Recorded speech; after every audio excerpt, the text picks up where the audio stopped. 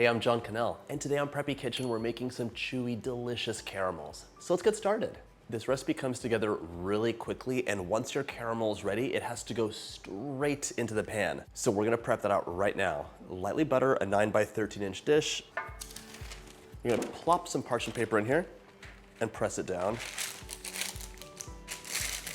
And I'm gonna lightly butter the parchment paper as well. You just wanna make sure that nothing sticks so this caramels release easily. They're soft, they're chewy, they're delicious, but they do stick to things. All prepped up, we can set that aside. Now we're gonna grab a nice heavy pot and get to work. For this recipe, we're using a 4 to 5 quart saucepan, and I just wanna say that it's better if it is non-stick. It is better if it is like a heavy, substantial one. The pots that are really thin-sided tend to like get super hot and they can burn your caramel. Grab 1 cup of butter and we're just gonna cube it up really fast.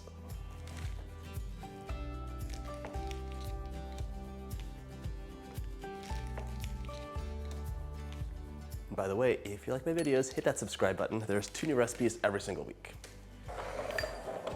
Into my pot, I'm adding 2 cups or 400 grams of granulated sugar. Too much. 1 cup or 220 grams of packed light brown sugar. This amps up the caramel flavor in your caramels.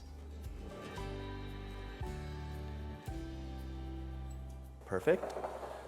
1 cup of corn syrup, and this is an inverted sugar, so it's gonna help your caramel just be like nice and soft. I would point out this is corn syrup we're using, not high fructose corn syrup, which is a different thing. Add that in. So sticky. And finally, 1 teaspoon of salt. Caramel is so sweet, you need salt to balance it out, and you could add a little bit more if you wanted. I almost forgot, gotta add in the butter. 1 cup cubed. Before I pop this onto heat, you should have everything else prepped out. So I've measured out 2 cups of heavy cream. You could warm this up if you want, or it could be like just kind of hanging out and coming to room temperature. And we'll also want some vanilla handy as well. This goes in later though. And just on the side, I have a little pastry brush and some water. You can brush the sides of your pot down if it gets any caramel there so it doesn't superheat and get dark and burnt. On to heat we go. You wanna grab a wooden spoon for stirring, and if you have one, this is a great time to use your thermometer. We want this to come to 245, which is the softball stage. Thermometer is gonna be so helpful, but if you don't have one, grab a glass of cold water, and we're gonna use the old-fashioned softball test, which I'll show you when we get there. But you just need to know when the sugar is at the right temperature to stop. On to medium heat. Before everything's melted, we've got to stir things together. So use your wooden spoon and stir constantly. We're just gonna be stirring for a while. I might be kicking up some of the sugar onto the side of the pan. It'll crystallize or burn, so use your pastry brush and just knock that down. These caramels are so good. I think everybody loves a nice chewy caramel. They melt in your mouth, full of flavor, salty sweet, and they actually make really good presents. So sometimes I set the kids to work and they wrap them up afterwards, and they make like nice party favors or just things to pass out. You can add them into your cookie trays as well, or your cookie boxes. And I like them extra more because there's no preservatives, and I can like tailor the right amount of salt. I like things to be like salted caramel vibes, but you could use much less or none if you prefer. Starting to melt really nicely. My butter is melted, so are the sugars, and things are starting to bubble, so it is time to add our cream in. Slowly add your 2 cups of cream and keep stirring.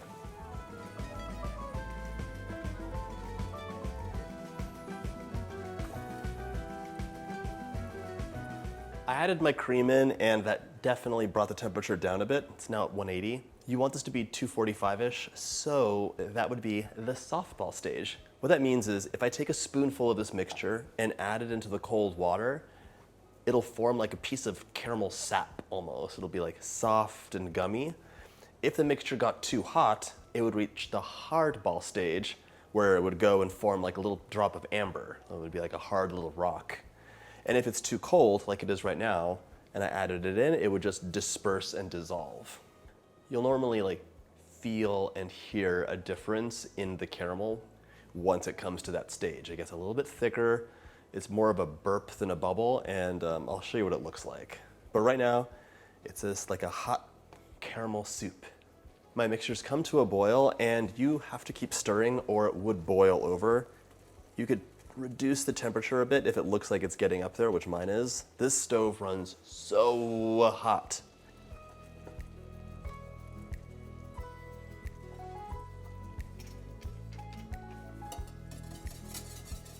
I'm switching to a whisk for just a little bit because it got really hot.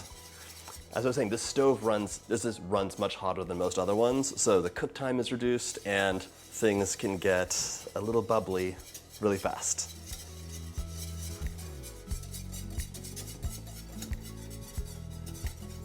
This pot was a little bit small, so I'm using a bigger one. We're gonna transfer this over.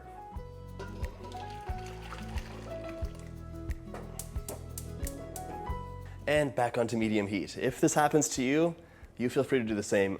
I've made these caramels before in this pot specifically, but today it was not complying.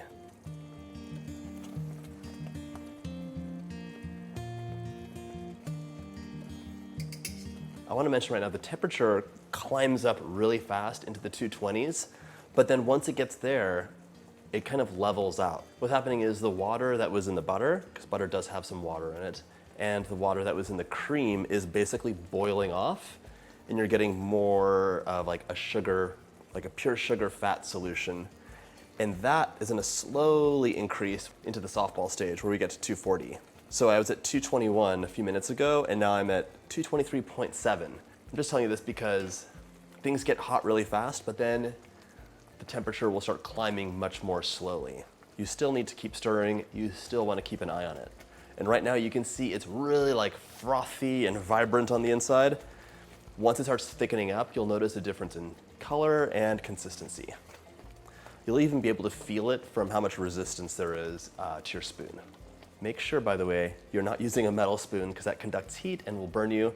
And you want to have a nice tall one so your hand is at a safe distance away from the scalding hot sugar.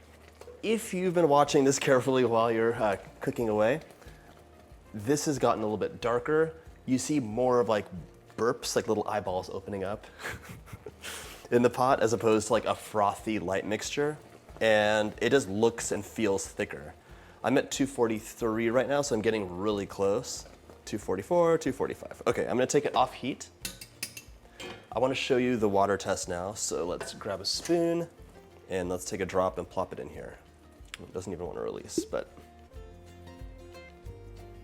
So in the water, it's formed like a soft ball. I'm adding 2 teaspoons of vanilla right now. Give that a mix. The alcohol burns off right away, but it smells so good. You could also use bourbon, rum, any kind of extract that you really enjoy would work right here. Okay, it's time to pour this into our pan, so grab some gloves. You do not want to get burnt. Let's get to work.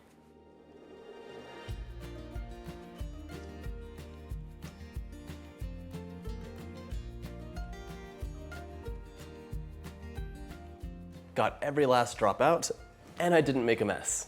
This is still molten hot. Do not touch it. It needs about 4 hours at room temperature just to calm down, relax, and solidify. You could speed this up by popping it into the fridge until it is nice and firm. When you're ready to cut this, if it's been in the fridge, pull it out for 30 minutes so it comes to room temperature. And if you would like to have a salted caramel vibe here, grab some flaked sea salt and sprinkle that over after 30 minutes of just chill time. It would just sink in right now, so give this 30 minutes of cooling time and then we can add the salt if desired. My caramel slab has cooled down, so it's time to remove it from the pan. Unpeel the sides. Now you can give it a cut. The size is up to you. You could have giant pieces, you could have cute little squares, or you could have what I feel are the more traditional like bars. So grab a sharp knife.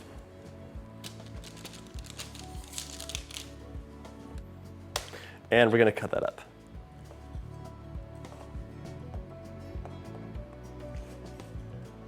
Oh, it's so satisfying to cut.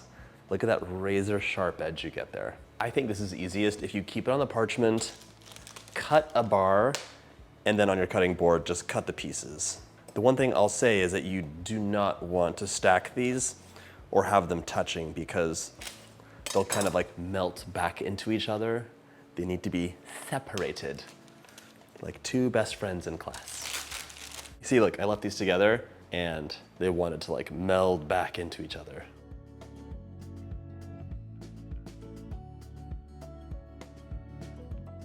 Now, these can be enjoyed immediately, or you can cut some sheets of parchment paper and just wrap them up. A little twist, and these are good to go. They last for a week at room temperature or several weeks if refrigerated.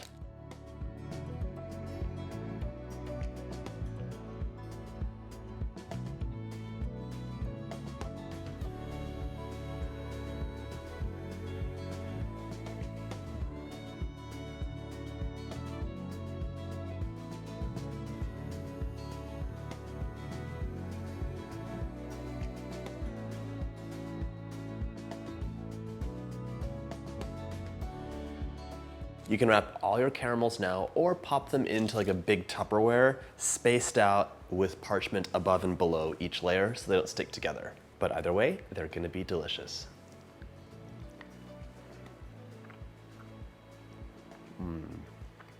Fresh caramel, butter, cream, salty, sweet amazingness. They're so delicious.